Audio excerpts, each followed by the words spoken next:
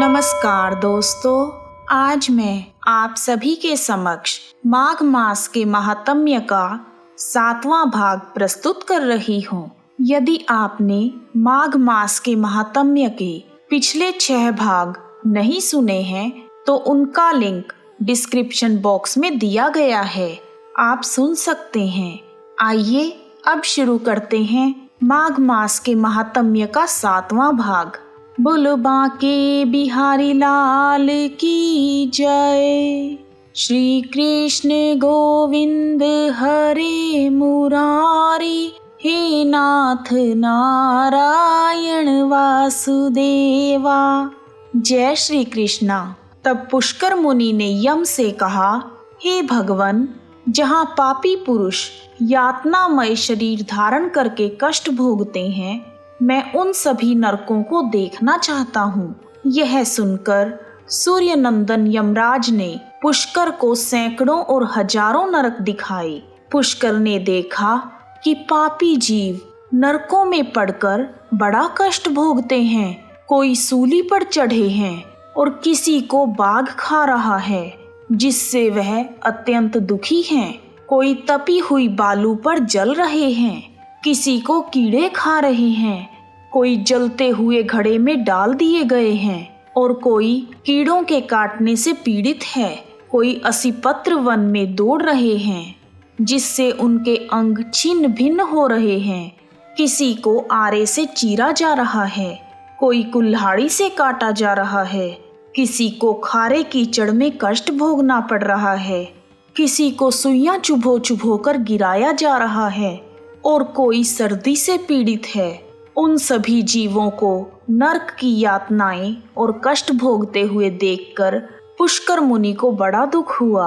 वह उनसे बोले, क्या आप लोगों ने अपने पिछले जन्म में कोई पुण्य नहीं किया, जिससे आप यहाँ यातना में पड़कर दुख भोग रहे हैं? नरक में रह रहे जीवों ने कहा, हे विप्रवर, हमने पृथ्वी पर कोई पुण्य नहीं किया, इसी कारण हम इस यातना को झेल रहे हैं और बहुत कष्ट उठा रहे हैं। हमने पराई स्त्रियों से अनुराग किया, दूसरों का धन चुराया, अन्य जीवों की हिंसा की, बिना अपराध के ही दूसरे पर लांछन लगाया, ब्राह्मणों की निंदा की और जिनके भरण पोषण का भार अपने ऊपर था, उनके भोजन किए बिना ही हम सबसे पहले भोजन कर लेते थे।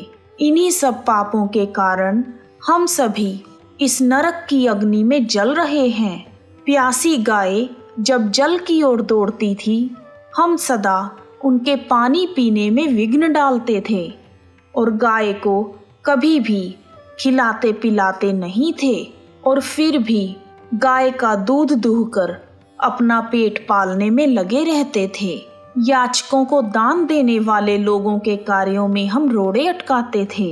अपनी स्त्रियों को हमने त्याग दिया था और हम अपने व्रत से भ्रष्ट हो गए थे। दूसरे के अन्न में ही सदा रुचि रखते थे। त्योहारों पर भी स्त्रियों के साथ रमण करते थे। ब्राह्मणों को देने की प्रतिज्ञा करके भी लालचवश उन्हें दान नहीं देते थे। हम धरोहर हड़प लेते थे, मित्रों से द्रोह करते थे तथा झूठी गवाही देते रहते थे। इन्हीं सब पापों के कारण आज हम यहाँ दग्ध हो रहे हैं। तब पुष्कर मुनि बोले, क्या आप लोगों ने भगवान जनार्दन का एक बार भी पूजन नहीं किया? इसी से आप ऐसी भयानक दशा में पहुँचे हैं। जिन्होंने समस्त लोकों के स्वामी भगवान पुरुषोत्तम का पूजन किया है, उन मनुष्यों को मोक्ष की प्राप्ति होती है। फिर पाप क्षय की तो बात ही क्या।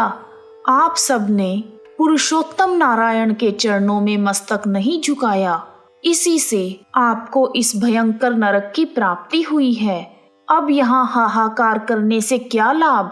निरंतर भगवान श्री हरि का स्मरण कीजिए। श्री हरि विष्णु भगवान ही समस्त पापों का नाश करने वाले हैं। मैं अभी यहाँ पर भगवान जगदीश्वर के नामों का कीर्तन करता हूँ। भगवान जगदीश्वर के नाम निश्चय ही आप सभी का कल्याण करेंगे।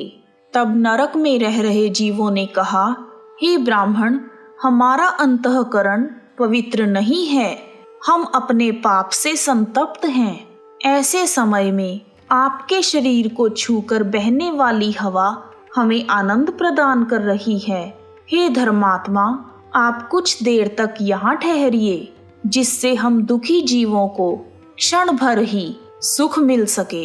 हे ब्राह्मण, आपके दर्शन से हमें बड़ा संतोष हो रहा है। अहो, हम पापी जीवों पर भी आपकी कितनी दया है। तब यमराज ने कहा, हे धर्म के ज्ञाता पुष्कर, अब तुम नरक देख चुके हो, अब तुम जाओ, तुम्हारी पत्नी दुख और शोक में डूबकर रो रही है। तब पुष्कर मुनि बोले, हे भगवान, जब तक इन दुखी जीवों की आवाज मेरे कानों में पड़ रही है, तब तक मैं कैसे जाऊं? जाने पर भी वहां मुझे क्या सुख मिलेगा? आपके किंकरों की मार खाकर जो आग के ढेर में गिर रहे हैं, उन नारकीय जीवों की यह दिन रात की पुकार सुनिए। कितने ही जीवों के मुख से निकली हुई यह ध्वनि मुझे सुनाई देती है। हाय, मुझे बचाओ, मेरी रक्षा करो, मेरी रक्षा करो। समस्त भूतों के आत्मा और सबके ईश्वर सर्वव्यापी श्री हरि की मैं नित्य आराधना करता हूँ। इस सत्य के प्रभाव से यह नारकीय जीव तत्काल मुक्त हो जाएं। भगवान विष्णु सब में स्थित हैं और सब कुछ भगवान विष्णु में स्थित है। इस सत्य से नारकीय जीवों का तुरंत कलेश से छुटकारा हो जाए। हे श्री कृष्ण, हे अच्युत, हे जगन्नाथ, हे हरि, हे विष्णु, हे जनार्दन, यहाँ नरक के भीतर यातना में पड़े हुए इन सभी जीवों की रक्षा कीजिए। पुष्कर के द्वारा उच्चारित भगवान के नाम सुनकर वहां नरक में पड़े हुए सभी पापी तत्काल ही छुटकारा पा गए।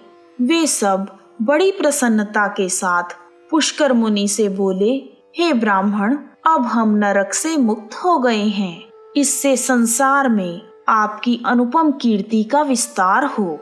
यमराज को भी इस घटना से बड़ी हैरानी हुई। वह पुष्कर के पास जाकर प्रसन्नचित होकर वरदान के द्वारा उन्हें संतुष्ट करने लगे और बोले, हे धर्मात्मन, तुम पृथ्वी पर जाकर सदा वहीं रहो। तुम्हें और तुम्हारे सुहृदों को मुझसे कभी कोई भय नहीं होगा। जो मनुष्य तुम्हारे महात्म्य का प्रतिदिन स्मरण करेगा, उसे मेरी कृपा से अपमृत्यु का भय नहीं होगा। वशिष्ठ जी ने कहा। यमराज के ऐसा कहने पर पुष्कर मुनि पृथ्वी पर लौट आए और पहले की तरह स्वस्थ होकर भगवान मधुसूदन की पूजा करने लगे।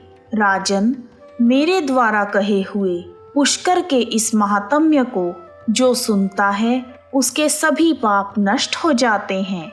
भगवान विष्णु का नाम कीर्तन करने से जिस प्रकार नरक से भी छुटकारा मिल जाता है, वह प्रसंग आज मैंने तुम्हें सुना दिया है। आदि पुरुष परमात्मा के नामों की थोड़ी सी भी स्मृति संचित पापों की राशि का नाश कर देती है। यह बात प्रत्यक्ष ही देखी गई है। फिर उन जनार्दन के नामों का भली भांति कीर्तन करने पर उत्तम फल की प्राप्ति होगी। इसके लिए तो कहना ही क्या है। इस प्रकार माघ मास के महात्म्य का 7वां भाग पूर्ण हुआ। बोलो बांके बिहारी लाल की जय। हरे रामा रामा रामा हरे हरे, हरे कृष्णा कृष्णा कृष्णा हरे हरे। आप सभी का हार्दिक धन्यवाद। जय श्री कृष्णा, जय माता दी।